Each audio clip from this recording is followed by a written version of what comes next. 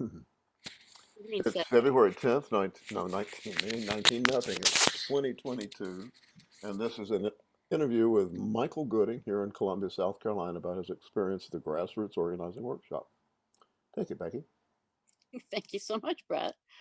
Um, so I know that you graduated from Greer High School, I and did. that so you're a Greer native. Is that where you grew up? Well, from sixth grade on, so most of my more formative years, I'd say. So your family, if you had to describe them, were they conservative, liberal, apolitical? Liberal.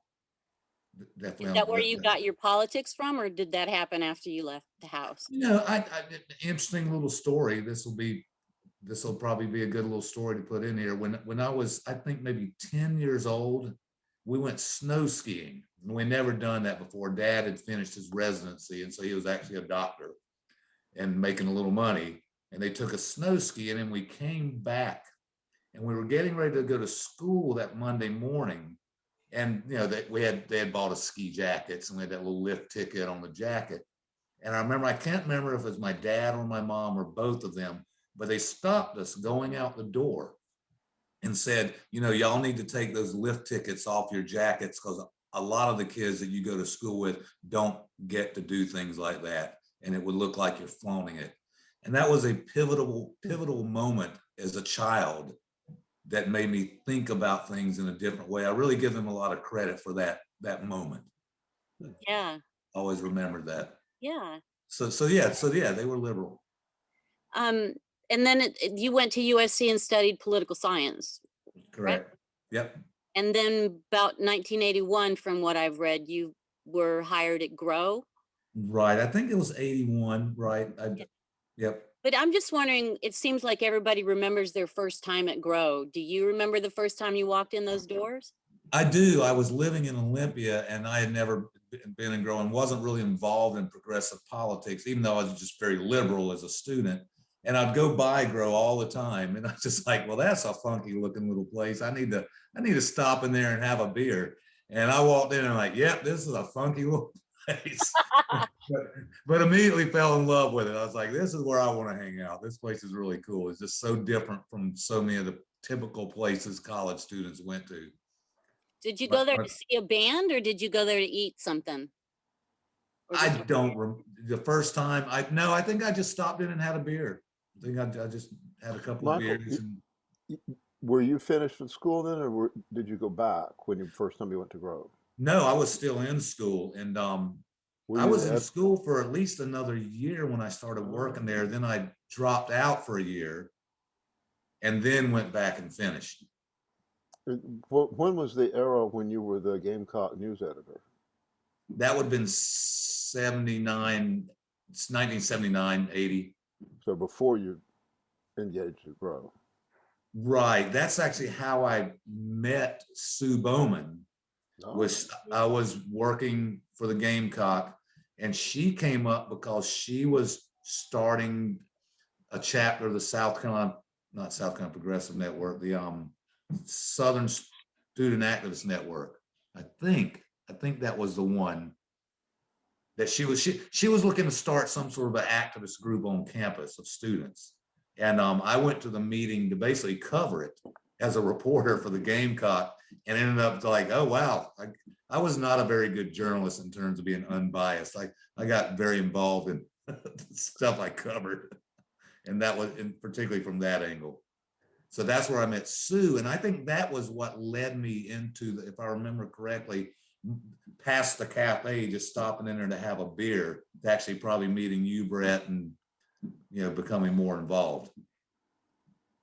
So when you were you hired as the cafe manager, or did that event happen later? What were you hired for originally? Hired? Did we use the term hired? I'm not. Yeah. How did you get? I don't remember it. I certainly don't remember a job interview or anything of that nature. But yeah, I think the first time in terms of actually working for the organization, I'm pretty sure that would have been it. And it was actually me and Pam Hudson were co-hired as managers of the cafe. We did it together. So I was there long enough to know what kind of characters always populated that thing. It was like a magnet for um, colorful characters, I would say. And I'm just Certainly. wondering if it was true when you were there. Um, and also there was also this upstairs downstairs dynamic that happened it Right. forever. And I'm just wondering what do you remember about the culture there, and how was it, just the people? Well, I think what was exciting about it, what made me like it so much, going back to what I was saying about being different from the average places students would go, is it was a, to say the least, a diverse group of people that, you know, came there, whether they were working there, they were involved politically, or just showing up to have beers. You know, it was a really interesting group of people. I mean, some of them were crazy, they were lunatics. but you know, they were just an interesting, they were fascinating, great stories. And it wasn't just your average run of the mill, you know, let's sit around and talk about what television show we watched last night. You know, it's much far more interesting conversation. And I'm trying to, you know, the interaction between us. I mean, Pam and I think we were involved in more of the activism than just doing the cafe. It wasn't like we ran the cafe and then went home. I mean, we were, I think, equally involved during that time with the National Guard. We still, with the National Guard, was still an ongoing concern at that point. Who was the staff, cafe staff? Who was in the building when you were there? When I was in the building, the people I remember most would be obviously you, Brett. Sue Bowman came a little after. No, she was there already, because I met her at the meeting. Sue, Brett, Merle Truesdale, of course. Wes White. Wes White was there. He was at that time living in the room upstairs that Merle eventually inhabited. John Carpenter became, while me and Pam were running the cafe, John became the chef, basically the cook. And there were some interesting recipes that he cooked up. But who else was actually working there? Were you playing music at the time? And you're playing music now. I know. Were you part of the music scene at that time? I was not as deep as some people were, but me, I was in Micah's band at that, you know, during that time. And I'm trying to remember, you know, I was the original guitar player with the Glass Bead Game. Oh, wow. I didn't know that. Yep. And you know, as musicians do, there was a little bit of a falling out. That was a time I was also going to Paris. I'd started working for Richland County EMS. Now I'm moving forward here. It just dawned on me that I was involved with Grow longer than I was thinking I was, because that would have been 1986, 87 when that band was together. So that would have been much later, but we were practicing in the storeroom, in the kitchen, behind the kitchen, how we fit a 4-piece band with drums. I have no idea how we did that, but that was our rehearsal space. So I kind of jumped forward in time there. It just dawned on me that was so, but I'm not sure if I was still involved. I don't think I was organizing or anything at that point. What were the political issues you remember when you first came in? It's primarily anti-nuclear. That's what we were focused on, and focused on Savannah River Plant and Barnwell. But I showed up almost simultaneous with Ronald Reagan's election. That was 84. No, that was 80. His first election was in 80. Yeah. Right. Yeah. Right. So that is when I was just starting to hang out upstairs too, as well. When Reagan was elected, because I just remember the big concern, and which was proved to be true, that was going to be the end of the VISTA program at Grove. You're helping me put some things in a time frame. You and the FBI file. Right. Yeah. It was in 80 that we had the Vistas. We were at Dan Carney's girlfriend's house in Beaufort, and Reagan won, and Mothman went berserk. I mean, he was hysterical and sobbing and screaming and running around the yard. He's a strange duck. I think I've heard that story. I wasn't there, but I do remember how upset everybody grew. And I was upset. You know, nobody wanted Reagan to win. And but I remember one of the primary concern was we're going to lose our VISTA chapter. But you were there when when Reagan took office? Yes. Mhm. So you were there when Carter was in office, and you were there when the Vistas were. I was there during that transition. That pretty much dates when I started working there, and hanging around Grow was right as Ronald Reagan was elected. So that would have been, late, 80 November. Wait, this election. Well, he was elected, and it would have been in November of '80. Then of course, at some point, I'm not sure when in this, as things evolved, Point started. We started Point magazine. Elton Manzione, the Manzioni showed up. Point wasn't until 90, so 91, 91. Really? You're thinking of Harbinger, because I that mean, was, Harbinger. but yeah, that was Yeah. the precursor to Point. But so were you I know you were anti-nuclear activist by 82 when you got arrested at Right. SRP6, but were you at any of the earlier demos? No. Unfortunately, I wasn't. I was at the Jackson Brown concert at the Township when he did the benefit for the Palmetto Alliance. Close, but no cigar. Right. So my sympathies were already in that direction. I wanted to see Jackson Brown, but plus I thought it was great that he was doing that benefit show. Do you remember me? You remember me introducing Jackson? I probably don't, because I wouldn't have known who you were at the time. So, which is unfortunate. My brush with fame. Right. You might be on a record. I actually have a bootleg recording of that concert. Oh, I'd love to see CD. that. That would be great. I will make you a copy of it. That would be great. I'd Yeah. love to see that.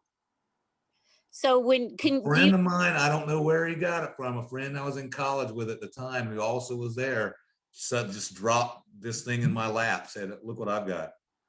So was that thing when you got arrested, was that your first time at demonstrating at the Savannah River plant? That was. Yeah.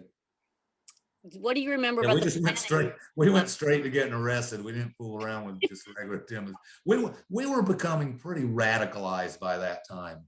I remember there was a big debate about getting arrested at the bomb plant, because a lot of the anti-nuclear people thought, well, this is sort of a national security issue. You're going to alienate people. And we were the young Turks, and we were, alienating people was not our concern at that time. People like, okay, so we alienate people. They need to know about the bomb plant. So there had been the protester. There were I read 1,000 people at the protest. And was that the day before, or was that the day of when you guys decided to walk on the lawn? That's a good question. It's not that important, but I'm just wondering. I knew that there was a split between people that thought it was a good idea to do it and people that didn't. Right. And I'm not sure why really. I mean, was there, so there wasn't actually a protest at the Savannah River plant. Was it at Barnwell? And we just went to Savannah. I'm trying to recall what. Or weren't y'all protests? Wasn't there actually a protest? It was supposed to be on the Department of Energy lawn, which had happened the year before. So y'all thought that you could get away with it this time, but for some reason they cracked down harder the second time. I don't know whether it was because of the numbers or because they had gotten fed up with it. I'm not but anyway, sure. But it wasn't at the same time as the rest of the rally. It was definitely. I think it was afterwards, maybe just the next day. Yeah, I think that was it. I think that's right. I do remember we camped out the night before, and U.S. Marshals showed up at our campsite suddenly out of nowhere, just emerged out of the darkness in the woods. And they were actually very cool. They just wanted to hey, we know what's going to happen. We want to touch bases. We want to make sure no one gets hurt. We want to just, get an idea where this thing is going. And they were, it was, and so it was planned, I mean, these things were aimed at getting attention to the cause. There was no, we knew we were going to get arrested. We knew it was going to be peaceful. And we didn't know that the trial was going to be as tough as it was going to be, and that we would get a really reactionary judge during the trial and stuff. But when you actually got arrested, they brought you back to Columbia, right? And were you in jail at any time before you were able to make bail? And the other thing I wanted to know is your bail was set at $3,000 and the women's was set at $5,000, and Penley, who was arrested, John Doe, his bail was set at $25,000. Oh, I don't remember that. Yeah, Becky knows more about us than we do. Wow, that's amazing that you know no, that. it is I didn't. amazing. I'm just wondering why the discrepancy, and you don't remember that? And did you guys I, spend any time being able to raise that kind of I cash? do not even remember that discrepancy being there. I don't know why Penley's Did would you have been spend any that. time? Oh, I know. Part of it was because being local versus out of state, and Penley, you know, he didn't have like a work history in town. He didn't, I'm pretty sure his was, oh, he's a traveling radical. There's no stability here at all, and there's no guarantee he's not going to run, which as it turned out, they were correct about that, Yeah. you know. So I mean, he did go. And why the women's was set higher, Barb, well, they weren't local either. I think it might just have to do with the fact that they weren't local. Rose, Barb Smith oh, was that's the right, other. Barb. Barb was the other one, and she was from Pennsylvania. Do we know So how to find her now? I went actually visited Barb in San Francisco some years ago and have not heard from her since. I was told recently that she's an RN, went back to school, got her degree, and she's working somewhere in the Northeast. Becky, her father was a general, He was a an general. active duty general when she got popped. Yep. Remember, she had that little that's when those that French car, the Le Car. You remember those things? She had that little yellow Le Car. And it had a 3-star general sticker on the front of it. And we'd gone to Washington to a demonstration, and we were going to go to her house because he was I don't know, was the commander of the Army War College. He was the head of the Army War College at that time. Wow. And he was a nice guy. But we went to visit him. He lived on post at the Army War College. And it was funny because we're dirty and all hippied out. We've been at this El Salvador, you know, demonstration against the war, you know, Reagan's build up and with El Salvador, Nicaragua. And we drive up to the gate of the Army War College, and these guards like jump back and salute the car, and we just go right through. All they had to do was see that sticker on the front bumper. So that was a fascinating. We were fascinated by that. So you eventually made bail, and then you had a preliminary hearing where you asked for a jury trial, where you were denied the jury trial, but you did, no, you did get the jury No. trial. We You were did given, get the jury trial, but you didn't get, go it ahead. should be noted that we made bail because of Majeska Simpkins. They didn't have to put up bail. No, Majeska Simpson put a chunk of her land she owned up for us. Did you arrange that prior to the arrest? No, we had no idea what we were going to do. Did I do that? Who did that? I don't remember. You probably initiated it, I would imagine. Well, I was the one that tried to talk you out of getting arrested. You tried. Nice You guy. did I want not, you to remember that. You were not into the idea of us getting arrested at the bomb plant. Well, it's just that it seemed to be quite a liability, and Majeska could have been left holding a bag. Right. Well, with John, right. And Becky, what you mentioned these high bonds, and this is the first I've heard that, because the penalty was only $1,000, 6 months in jail or $1,000 fine. No, there was no jail time.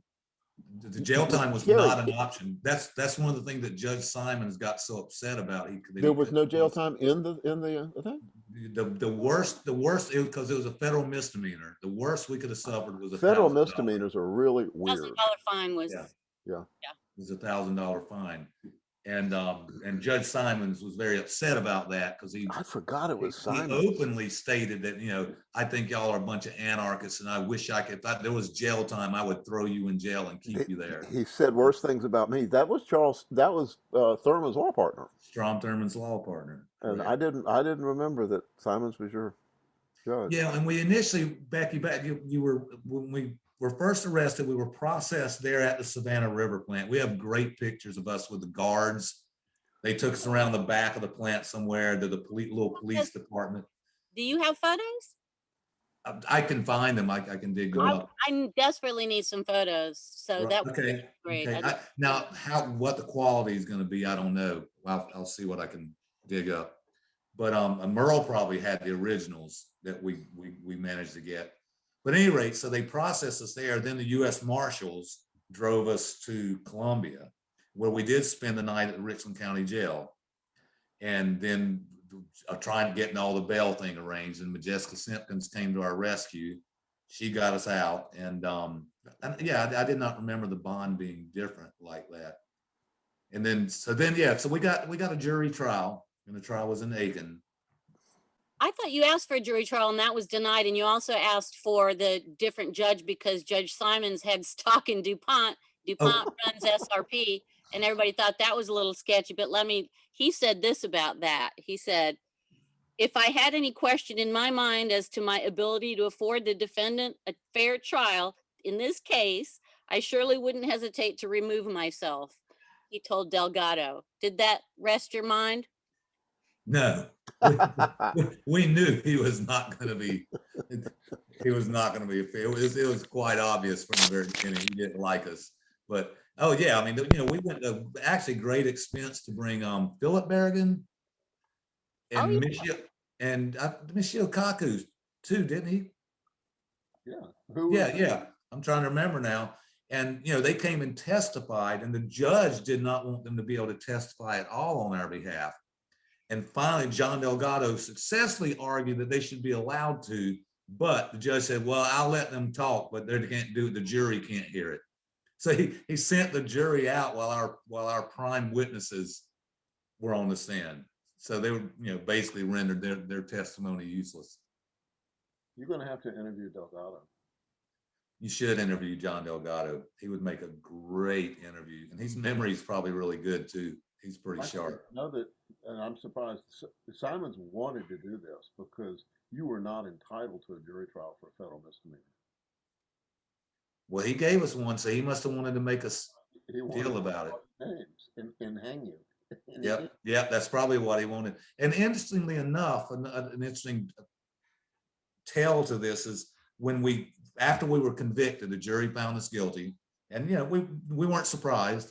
I mean, Judge Simons told them they had to find us guilty. He threw out all of our charges to the jury. Not one of our charges, the defense charges to the jury, were accepted. He threw them all out. He basically told them, you got to find them guilty. So we're guilty, and we're released. Nothing's going to happen. They're told we got to pay $1,000. So we all, I can't remember his name, an elderly farmer, local farmer in Aiken. McMillan. That's him. That was him. Came up to us as we were walking out of the courtroom and gave us, I can't remember, I think it's $50. Said, why don't y'all go have a beer? I really respect y'all and admire you. So he said, y'all go have some beers and celebrate.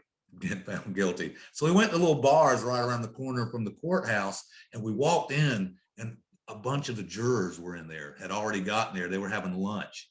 It's like a group of I remember 4 or 5 women that were on the jury. And we could tell they were a little bit nervous when they saw us walk in. And so we went over and said, hey, we understand there's no hard feelings or anything. And they were so nice. And every one of them said, we wish you were our grandchildren. We so admire what y'all did, but that judge gave us no choice. They were, every one of them, they were so nice, and they saw what was going on. They could see it. The judge was just it was so obvious what he was doing. I mean, he lashed out at Penley more than once. We'll talk about Penley and talk about Penley's involvement.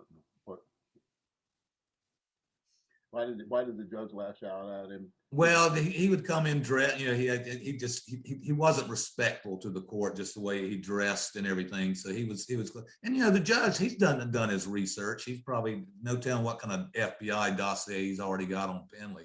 He's already read, so he knows Penley's, more of a serious character than the others of us. So, but John's in there. He's got a sweatband around his head, and the rest of us wore suits. We did, kind of what I think we did, if I remember right.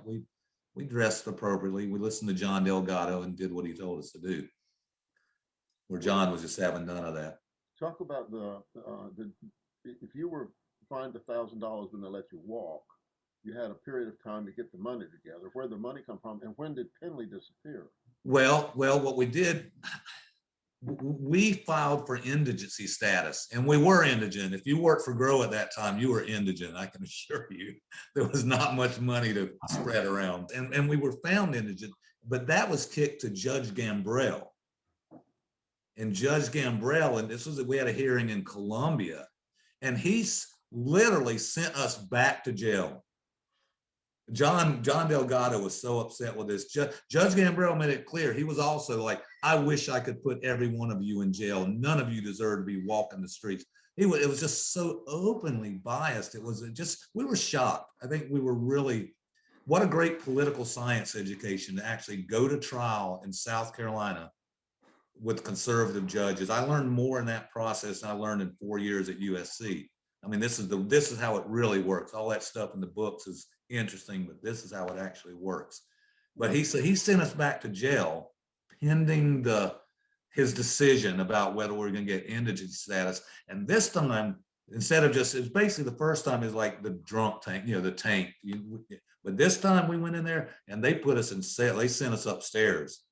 And I will say, and Brett is obviously familiar with this, but when you get in the real jail and those doors, automatic doors slide behind you, it's sobering.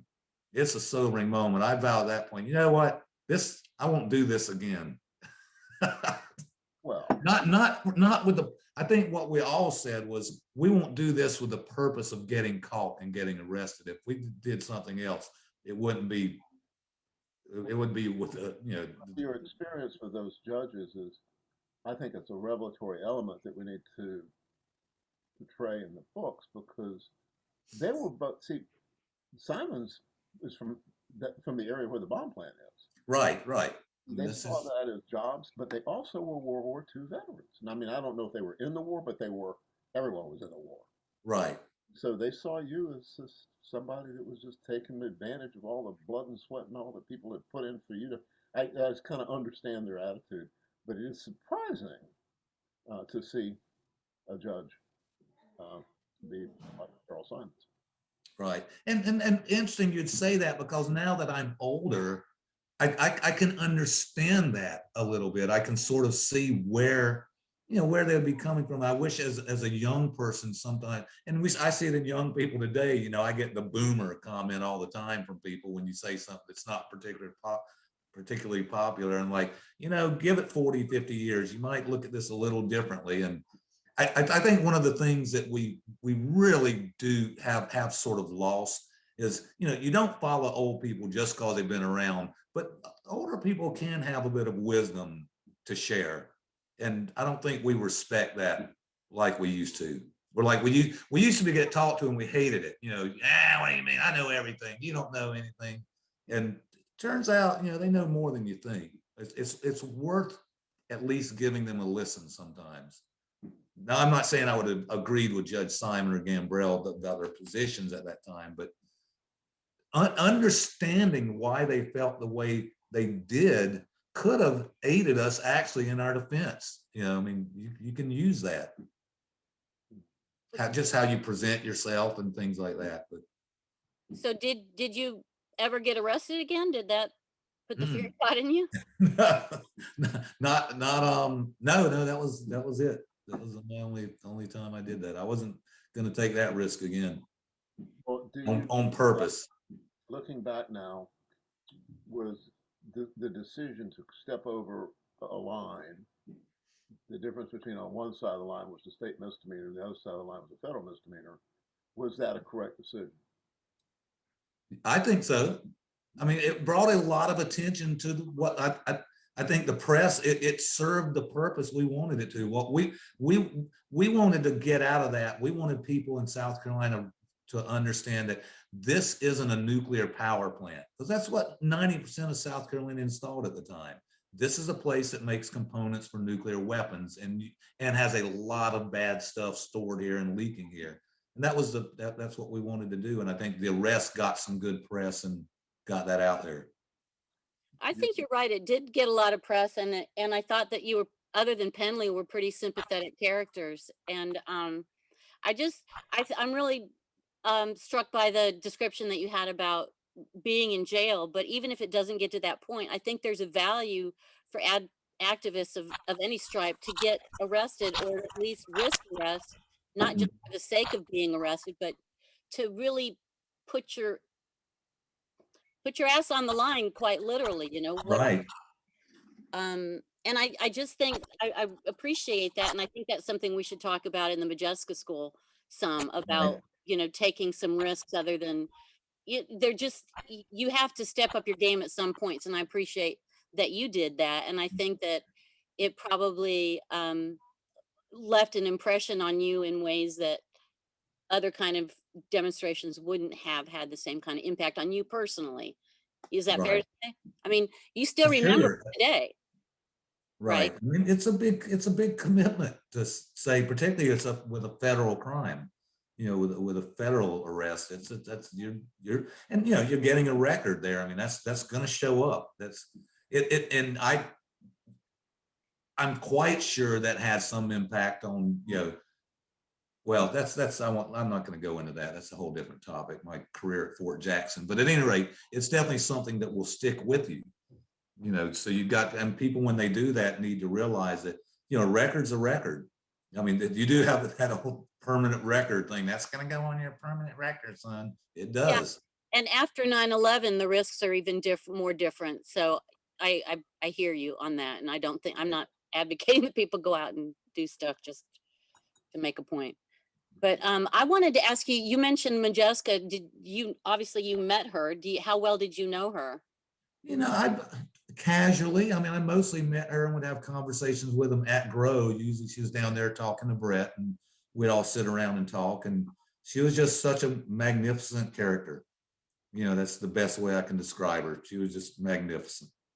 Majeska never went upstairs. I think she did.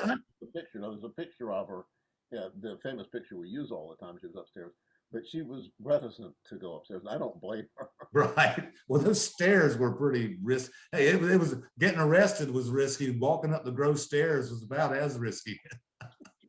Do you remember Horde Stubblefield, our cartoonist at Point?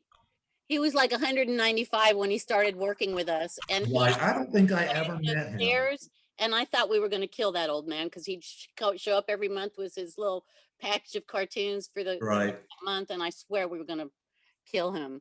But Yeah, about that building, it was like a parallel universe from the way that I remember it. And I just wanted to ask you about a couple of people who can't speak for themselves, unfortunately, for this thing.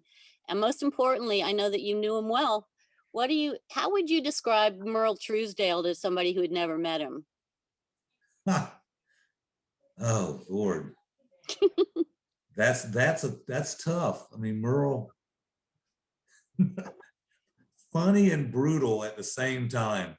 Merle was one of the most honest people I think I've ever known.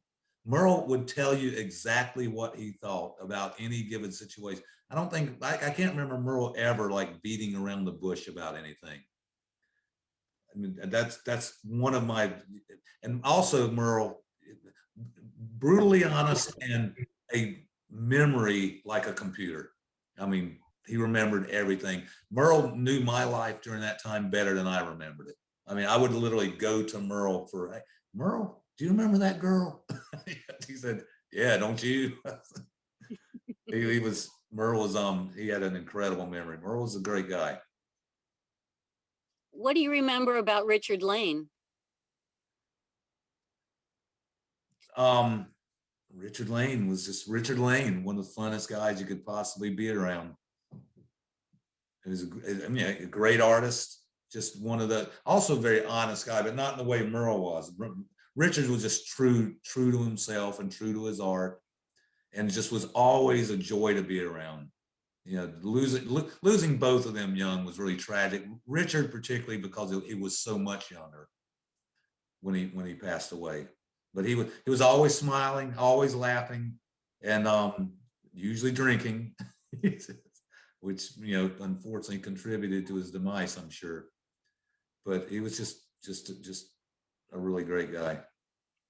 Well, I went by the Grow building about a month ago or so, and I hadn't been there in forever. Right. And I was surprised to see the Sun Ra thing, that the trestle that he put that mural on all those years ago, when there was nothing there except like an empty lot, and they have benches there now and plants, and it's like it's a beautiful little park, and I'm just wondering what he might have thought about that. I don't know. I think it's great. It was Wendy and me worked on that at one time. We were supposed to, rehabilitate it, and we never got finished. And apparently, I don't know if Wendy was involved or not, but someone came along and did it because it looks great. Last time I was by there, I was like, really, I just love that. I think it's a great monument to Richard. It's just, and we need to make sure that that stays, that nobody, the city doesn't come in and say, well, we're going to knock that thing down or. Well, the Hulk is still there too, and I'm surprised that nobody's defaced that. I think that says something about people respecting that space, you know, Right. in ways that they wouldn't other buildings. Yeah, well, there's the Hulk on the building and the Ra that Richard did. They're so iconic for that neighborhood. I think they do. I think you're right. I think there's just whether you believe in that cause or not, or even know what the symbolism behind them. I think people just have an innate respect for them. Well, listen, I really am going to keep this to an hour. And I Okay. before I let you go, I wanted to, thank you for helping revitalize our new building, the new Grow Point I 2.0. wished it was going faster. I'm so sorry about this problem with the water. That's been Well, demoralizing for all of us, I think.